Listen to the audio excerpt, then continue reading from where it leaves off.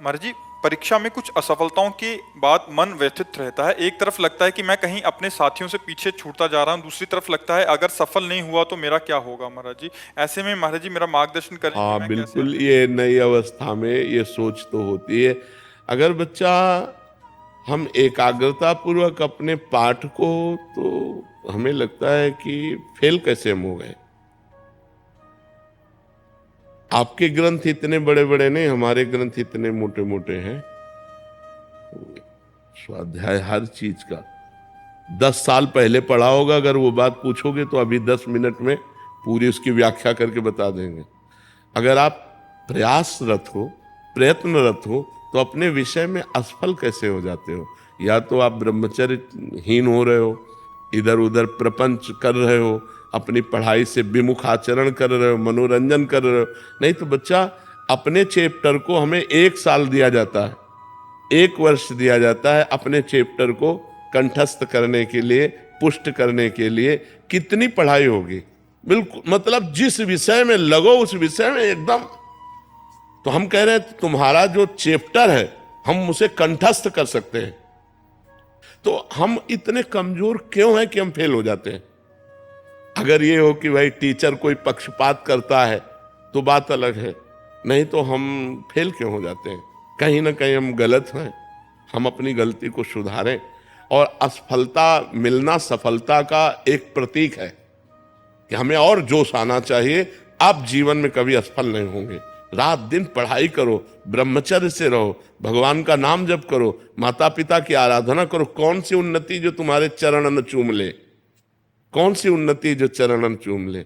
इसलिए हमें तो लगता है कि हम अपने धर्म ग्रंथों को ऐसे याद किए हैं जैसे काका गागा नहीं याद किया जाता, ऐसे याद। उठते बैठते चलते फिरते जो पद है, पूरी 84 जी, पूरा सुधा निधि जी, पूरी सेवकवाणी, पूरी स्फुटवाणी, उसे जिस विषय में लगे तो अपने विषय में लगे, जिस विषय में लगे तो एकदम लगे।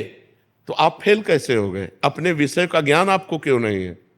ऐसा तो कोई चैप्टर प्रश्न दिया नहीं जाता जो क्लास का ना हो। मान लो आप 12वीं में हैं तो 12वीं के क्लास के अंतर्गत ही आपको दिया जाएगा। ऐसा नहीं है कि आपको आगे का दिया जाए।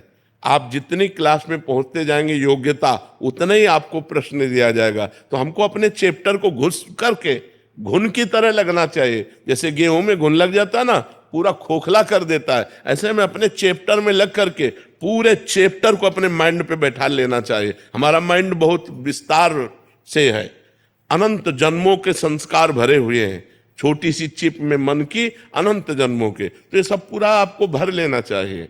कहीं ना कहीं आप प्रमाद कर रहे हैं, कहीं ना कहीं आप त्रुटि कर रहे हैं, उसको संभालिए। नहीं तो ये निराशा ऐसी बढ़ जाएगी कि जीना मुश्किल हो जाएगा।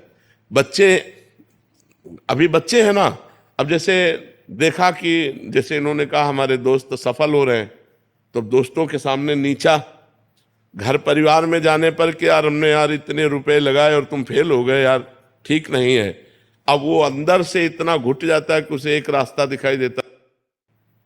ऐसे कोटा में बहुत से बच्चे जो करते हैं उसका कारण है कि उनको एक रास्ता नजर आता है कि अब मित्रों में कैसे जाऊं और घर के परिवार वालों को कैसे मुंह दिखाऊं। हर जगह ये आता है कि फेल फेल फेल, तो इससे अच्छा है कि हम कर लेते। कोई रास्ता थोड़ी है। आप भूत प्रेत बनोगे, फिर नाना प्रकार के और दुख भोगोगे। हमें चाहिए कि हम अपनी गलतियों का सुधार करें। मोबाइल में रील देखने में समय बर्बाद ना करें, गेम देखने में बर्बाद ना करें, गर्लफ्रेंड बॉयफ्रेंड वाली झंझट में ना पड़े, इस प्रपंच में ना फंसे। अगर आप सही से चलो और ब्रह्मचर्य धारण करो तो ब्रह्मचर्य में इतनी सामर्थ्य है कि सब कुछ याद हो सकता है। बच्चा सब कुछ याद हो सकता है। तो आप निराश मत हो, संयम में चलो और आगे उन्नति को प्राप्त हो।